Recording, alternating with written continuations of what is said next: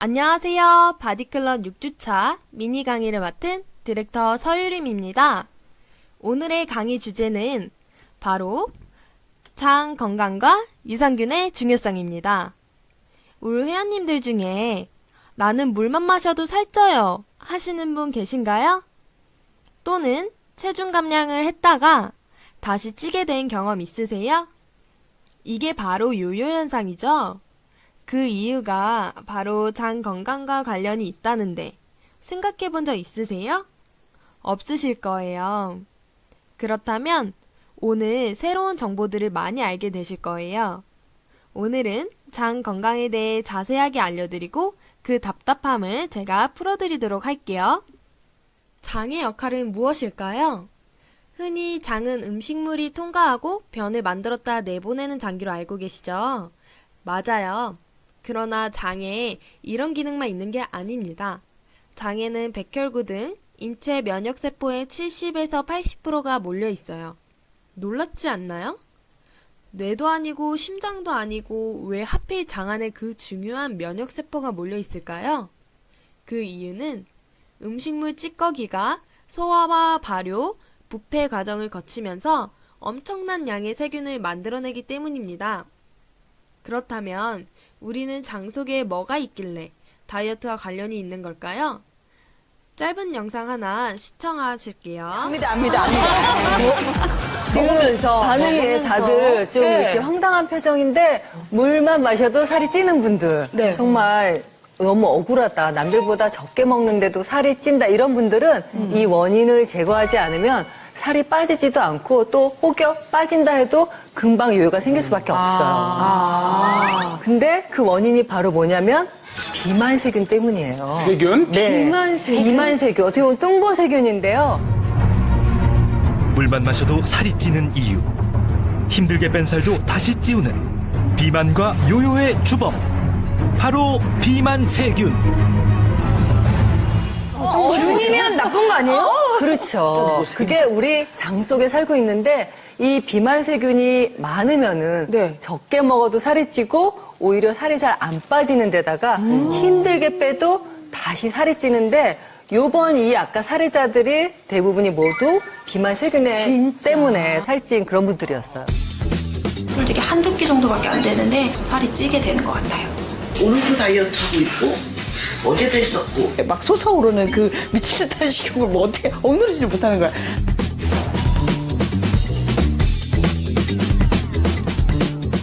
영양소를 흡수하고 에너지 대사가 될 때는 몸에 좋은 유익균들이 많아서 걔가 비타민도 만들고 효소도 만들고 소화가 돼서 에너지가 다 떠야지 살이 안 찌는 건데 네. 비만인 분들은 비만세균이 많다 보니까 이 좋은 균들이 그 역할을 못 하는 거예요. 그러다 보니 적게 먹어도 대사가 안 되니까 자꾸 축적이 돼서 그야말로 조금만 먹어도 몸속 에너지를 자꾸 지방으로 축적하는 게 이 나쁜 우리 이제 비만세균. 억울함 풀었어요. 비만세균이 우리를 그렇게 살이 빠지지 않도록 그렇게 잡고 있었던 거네요. 더 충격적인 게 있어요. 뭔데요? 네, 우리 원희 씨 탄수화물 너무 좋아했잖아요. 그 공개적으로. 그런데 이 비만세균이 많으면 빵, 떡, 국수 나 그거 이런 너무 좋아하는데? 탄수화물 특히 단당류, 설탕을 이 비만세균이 먹이로 하기 때문에 탄수화물 못 끊는 거는 바로 내 뱃속에 비만세균 때문이었죠. 이거 어떻게 우와, 장속균이 내 몸을 컨트롤한다니 너무 신기하죠? 그러면 내 몸을 컨트롤하는 장속균에 대해서 자세하게 이야기해 볼게요. 장 속에 들어있는 세균의 수는 무려 100조 개나 된다고 합니다. 그거 아세요? 장 속 세균의 무게만 1kg이 넘는다는 거요.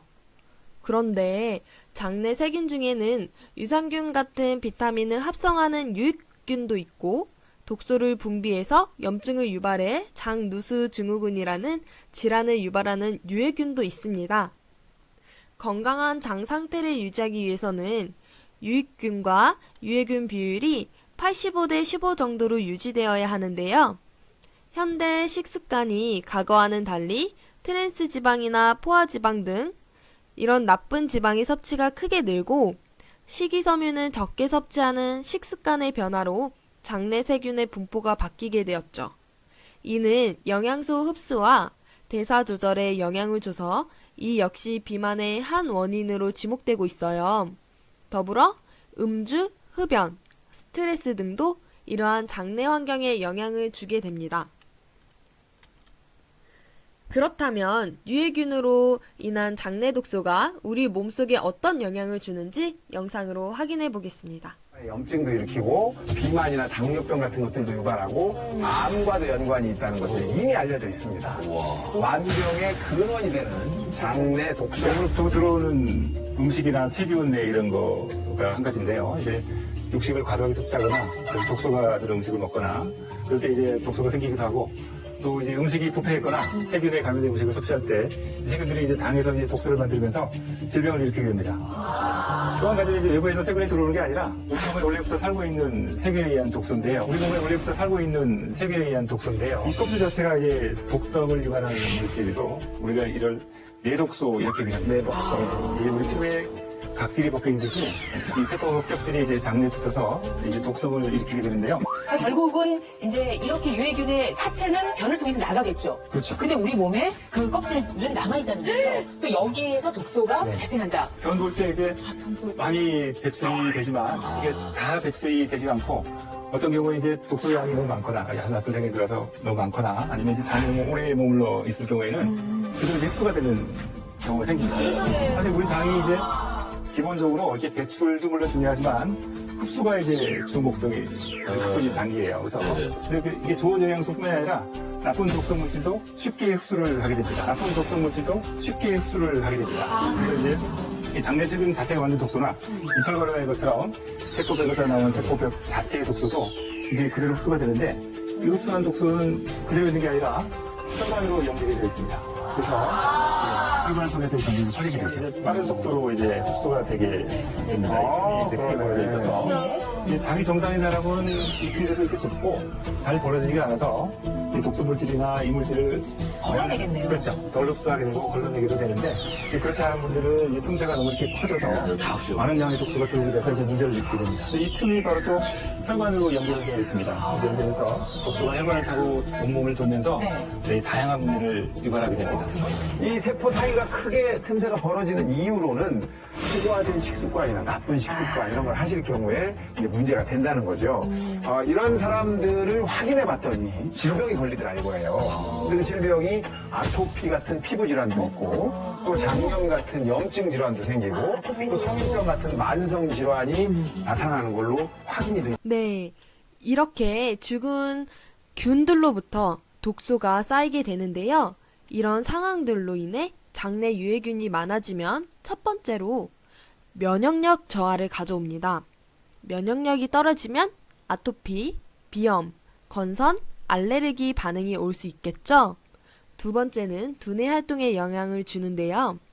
집중력이 떨어지고 ADHD, 주의력 결핍장애 또는 자폐, 치매, 우울증 등 여러 가지 좋지 않은 영향을 주죠. 세 번째는 호르몬에 영향을 끼치는데 유해균이 좋아하는 탄수화물을 많이 섭취하게 되면 세로토닌이 감소되고 식욕도 상승하게 됩니다. 그 외에 입냄새와 비만 등이 있습니다.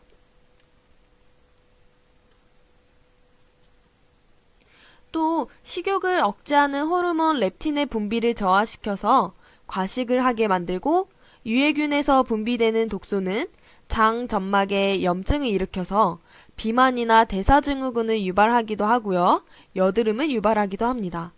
그리고 단순당의 흡수는 증가되고 지방이 잘 축적되게 됩니다. 이렇듯 장내 세균이 건강과 비만에 영향을 준다는 사실 이제 아셨죠? 그렇다면 유산균이 많으면 어떤 점이 좋을까요? 유익균이 증가하는 것은 물론 유해균을 억제할 수 있습니다. 민감한 장의 점막을 보호해서 염증을 막아주고 면역력을 높여주죠. 또한 배변 활동이 원활해져서 화장실 가기가 편해지겠죠? 유산균도 세로토닌이라는 행복 호르몬의 분비를 조절해서 식욕을 감소시키기도 합니다. 그리고 비타민까지 생성한다고 하니까 너무너무 필요한 거 맞죠? 그렇다면 우리 몸에 필요한 유산균에 대해 알아볼게요. 유산균이란 우유에 있는 유당을 분해하여 유산을 생성함으로써 장내 정정 효과를 주는 이로운 균을 말합니다. 프로바이오틱스란 유산균 중에서 우리 장 속에 살아있는 유익균으로 산성을 띠고 있고 위 내 환경에서 살아남아 장까지 가서 장 점막 속 젖산을 만들고 장의 유해균의 활동을 억제시켜서 장을 건강하게 만드는 역할을 합니다. 그렇다면 우리 장내에 살고 있는 유익균은 늘리고 유해균은 줄이려면 어떻게 해야 될까요? 첫째, 프로바이오틱스를 꾸준히 복용합니다. 최근 연구에서 고칼로리 식사를 함에도 불구하고 프로바이오틱스를 꾸준히 복용했더니 만성 염증 상태가 호전되고 변비나 설사 등의 증상을 완화해주고 체중 증가를 예방해주었던 보고가 있는데요. 그런데 시중에 나와 있는 요구르트나 요거트를 많이 먹는 걸로 프로바이오틱스의 유익을 얻으려는 분들이 많이 계시는데요. 요구르트 자체에 담긴 유산균들이 대부분 위산과 담즙산을 견디지 못할 뿐더러 다이어트를 방해하는 당의 함량이 높은 편입니다. 전통적인 요거트는 단맛이 거의 없어요. 그렇기 때문에 다이어트 기간에 프로바이오틱스를 복용하면 장 건강과 다이어트 양쪽 모두 좋은 영향을 줄 수 있겠죠? 그럼 언제 먹는 것이 제일 좋을까요? 아침 공복에 드시는 게 좋다고 알고 계시는 분들이 많으시더라고요. 빈속일 때 우리 위의 산도는 대략 pH 0.8에서 2로 굉장히 강한 산성 상태입니다. 이럴 때 유산균을 먹게 되면 좋은 균들이 산성 때문에 죽게 되죠. 그렇기 때문에 식사 후 시간이 흐른 다음 위의 산도가 pH 4에서 7 사이로 변했을 때 유산균 섭취하시는 것이 좋습니다. 꼭 기억하세요. 식사 30분 후 유산균 섭취가 가장 좋습니다. 두 번째로 식이섬유가 풍부한 음식 혹은 제품으로 나온 화이버넷을 꾸준히 드실 것. 식이섬유가 풍부한 야채와 해조류와 같은 식품을 섭취하면 유익균이 크게 늘어나게 되겠죠. 장내에 유익균이 잘 번식할 환경이 조성될 경우 유산균 한 마리당 하루 만에 2,500억 마리로 증식할 수 있다고 알려져 있어요. 이렇게 유익균이 많이 번식할수록 유해균의 증식과 발육은 줄어들게 됩니다. 반면 앞서 언급한 현대인의 식단에서처럼 고당질, 좋은 지방이 아닌 나쁜 지방 위주로 음식을 섭취하면 장내 유해균이 증식할 환경이 만들어지기 때문에 각별히 신경 써주시길 바랍니다. 술과 담배를 가까이 하면 유산균의 번식을 방해하기 때문에 꾸준히 유산균을 섭취하셔야 하지만 술과 담배를 하지 않는 것이 제일 좋겠죠? 그리고 밀가루와 우유 단백질 섭취를 자제하셔야 됩니다. 야채를 통해 식이섬유를 섭취하는 것이 가장 좋습니다. 이 사진은 장 건강에 좋은 것, 나쁜 것, 보기 편하게 나와 있는 사진인데요. 장 건강에 좋은 것들로는 규칙적인 식사, 가벼운 걷기나 조깅, 하루 15분 반식용, 과일, 채소, 프로바이오틱스 섭취가 있습니다. 장 건강에 나빠지는 요인은 맵거나 기름진 음식을 먹을 경우, 그리고 체력 소모가 심한 운동을 할 경우, 또 차가운 물 음료를 마실 경우, 그리고 항생제를 남용할 경우가 있습니다. 참고해서 장 건강을 잘 관리하시길 바랍니다. 그렇다면 우리가 먹어야 하는 우수한 프로바이오틱스의 기준은 무엇일까요? 첫째, 장까지 살아서 도달할 수 있어야 되고, 둘째, 장 점막에 부착할 수 있는 능력이 있어야 하고, 뛰어난 증식력도 있어야겠죠? 네 번째, 인체의 여러 유익작용이 검증됐으며, 다섯 번째, 노화 억제 작용에 도움이 되어야 합니다. 여섯 번째, 제품에서 생물학적 활성이 안정적으로 유지되어야 하고요. 여기에 해당되는 균은 대표적으로 락토바실러스균, 비피더스균이 있습니다. 여기에 해당되는 제품 중에 저는 파마넥스의 프로바이오틱스를 추천드리고 싶어요. 저와 가족들이 함께 먹고 있는 제품인데요. 만성변비를 가지고 계셨던 저희 어머니께서 아주 사랑하시는 프로바이오틱스랍니다. 특징으로는 락토바실러스 유산균을 함유하고 있고요. 캡슐당 100억군 이상을 투입합니다. 그리고 장내 위산, 담즙산, 소화효소 등 산성 환경에 탁월한 생존력을 바탕으로 살아서 장까지 도달해서 우리 몸에 유익하게 작용을 한다고 합니다. 여기서 질문, 많이 먹을수록 좋은가요? 라고 생각하시는 회원님들 계시죠? 정해진 양을 드시는 게 가장 좋답니다. 그리고 장이 예민하신 어른들이나 아이들이 섭취할 수 있는 키즈 프로바이오틱스도 있는데요.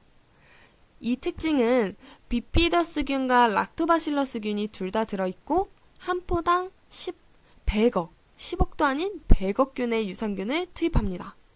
또한 비타민 D도 함께 들어가 있고 프리바이오틱스라고 불리는 유익균의 영양공급원도 함께 들어가 있습니다. 장이 예민하신 분들이 드시면 좋겠죠. 그리고 평소에 장 건강과 독소가 쌓이는 것을 예방하기 위해서 화이번의 키토산이라는 제품과 마시는 식이섬유 워터플러스 자몽맛, 히비스커스 맛이 있으니까 참고하시면 되겠습니다. 오늘 장 건강과 유산균의 중요성이라는 주제로 이야기를 해봤는데요. 유익하셨나요? 건강을 위해 그리고 아름다운 바디를 위해 장 관리를 잘 하시는 우리 회원님들 되시길 바라겠습니다. 강의는 이렇게 마치겠습니다. 감사합니다.